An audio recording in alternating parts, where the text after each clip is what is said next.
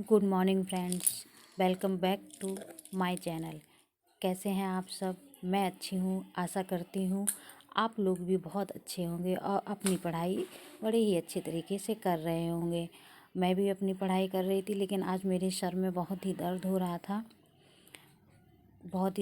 रहा था और मैं पहले पढ़ रही थी, रिवीजन कर रही थी, तो उसमें नहीं मन लग रहा था। तो फिर मैं लेके अपने नोट्स बनाने लगी, तो तब भी नहीं मन लग रहा था। तो मैं उठ के अपना किचन में चली गई। मैंने कहा थोड़ा सा पानी गर्म पीऊँगी और अपने लिए चाय चढ़ा दी। मैंने कहा 1 कप चाय पियेंगे तो कुछ फ्रेश फील होगा, इसलिए मैं किचन में चली गई। तो वही पानी मैंने गर्म करके अपना लेके आई हूँ और पानी पी रही थी। और उसके बाद मैं इधर मैंने गैस पे चाय भी चढ़ा दी थी, तो चाय भी बन रही थी।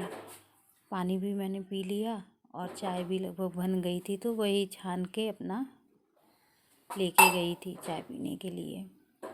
अब फ्रेंड्स, जैसे कि सब लोग कह रहे हैं कि अब एग्ज़ाम डेट बहुत ही फिर से बढ़ेगी, तो ऐसा कुछ नहीं है फ्रेंड्स। जो ऑफिशियल डेट आ गई है वो डेट एकदम निश्चित। अब आप लोग समझ लीजिए कि उसी डेट में हम लोगों का एग्ज़ाम होगा। टीजीटी का 14-15 मई और पीजीटी का 20-21 जून जो डेट आई है उन्हीं डेट्स में मुझे तो जहाँ तक लग रहा है एग्ज़ाम होना चाहिए। 2% 98% आप मान लीजिए कि उन डेट्स में एग्ज़ाम हो जाएगा। 2% ऐसा है कि उन डेट्स में एग्ज़ाम नहीं होगा। और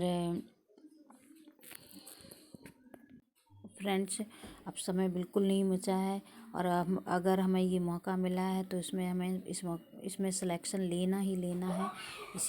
इसीलिए मैं लगी पड़ी हूँ। मैं ससुराल में हूँ इस समय, तो आप जानते ही हैं ससुराल ही होता है, उसमें कितने काम होते हैं सुबह शाम अपना। लेकिन फिर भी मैं अपना खींच के टाइम निकालती ही हूँ। मॉर्निंग में सोचती हूँ कि सुबह मॉर्निंग में 1-1.5 घंटे 2 घंटे जितना भी मिल सके, जैसे ही आँख खुलती है वैसे मैं उठ के अपना स्टडी स्टार्ट कर देती हूँ। जिस दिन मॉर्निंग में मैं स्टडी किए रहती हूँ 1-2 घंटे के, तो मतलब अच्छा लगता है कि हाँ कुछ मेरी स्टडी सुबह हो गई है। उसके बाद में मैं फिर अपने काम में लग जाती हूँ, क्योंकि बच्चे भी हैं और हस्बैंड भी हैं। हस्बैंड को ऑफिस जाना होता है और बच्चों के लिए भी नाश्ता खाना पानी सबके लिए करने के बाद में ऐसा नहीं है फ्रेंड्स कि किसी के लिए भी ये तैयारी इतना आसान है, किसी भी हाउसवाइफ के लिए। क्योंकि एक हाउसवाइफ के पास में अनगिनत काम होते हैं, ऐसे काम जो कभी ख़त्म ही नहीं होते हैं। लेकिन उन सबको 1-2 महीने के लिए 3 महीने के लिए साइड करके जो ज़रूरी काम है फ्रेंड्स, उनको क्या कहते हैं करके अपने लिए भी टाइम निकालिए, अपनी स्टडी के लिए। अपने लिए क्या, अपनी स्टडी के लिए। क्योंकि ये जॉब बड़ी अच्छी जॉब है, गजब की जॉब है और जिसकी सैलरी 85,000 प्लस है। तो उसके लिए उसी हिसाब से हमें मेहनत भी करनी होगी। या और फ्रेंड्स, नई टीजीटी पीजीटी की भर्ती भी इसी 2025 में आने को है।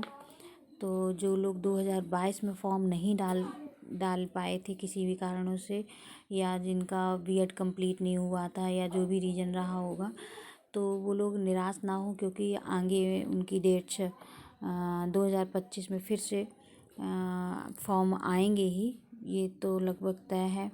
और फ्रेंड्स, 4100 पद हैं जिन पे क्या कहते हैं 13 लाख आवेदन हुए हैं, जिनमें से 9 लाख लगभग टीजीटी के लिए आवेदन हुए हैं और 4-4.5 लाख आवेदन पीजीटी के लिए हुए हैं। तो ये मत सोचिए, इन आवेदन की तरफ मत देखिए कि कितने लाख में हुए हैं। ये पद अपने देखिए कि हमारे कितने पद हैं। 4100 में एक सीट बस हमको लेनी है, उसी के लिए हमें अपनी मेहनत करनी है। और जैसा कि आप लोग जानते हैं कि नया आयोग बना हुआ है, तो नया आयोग किस तरीके से एग्ज़ाम कराएगा किसी को कोई आइडिया नहीं है। और वो लोग अपना सेंटर की तैयारी भी कर चुके हैं, पूरी तरीके से सेंटर खोज रहे हैं, सेंटर की तैयारी कर रहे हैं। और और फ्रेंड्स मुझे लगता है कि जहाँ तक पेपर भी बन चुका होगा, पेपर देखिए किस हिसाब से आता है, लेकिन हमें अपनी तैयारी पूरे अच्छी तरीके से करनी है, इस तरीके से कि कोई भी टॉपिक फ्रेंड्स हम लोगों को छोड़ना नहीं है, क्योंकि अगर कोई भी टॉपिक छोड़ दिया तो पता नहीं है कि नया आयोग बना है किस टॉपिक से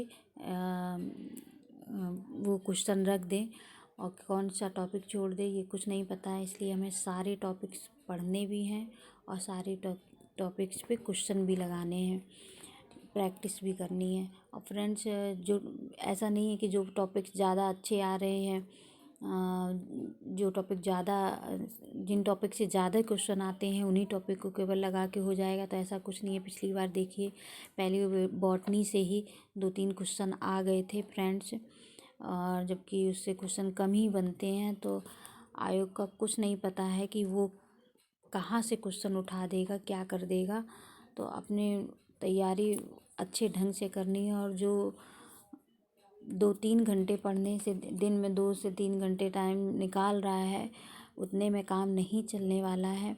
हमें बराबर क्या कहते हैं 8 से 10 घंटे का समय निकालना है, और 8 से 10 घंटे की हमें अपनी स्टडी फ्रेंड्स करनी है, तब जाके कहीं सिलेक्शन के लायक। और जो आज से भी अपनी स्टडी स्टार्ट करेंगे, ऐसा नहीं है कि वो 8 से 10 घंटे पढ़ेंगे तो उनका कुछ नहीं होगा, उनका भी निकलने के चांस है, क्योंकि कोई नहीं जानता है कि कौन सा क्वेश्चन किसको आ रहा है।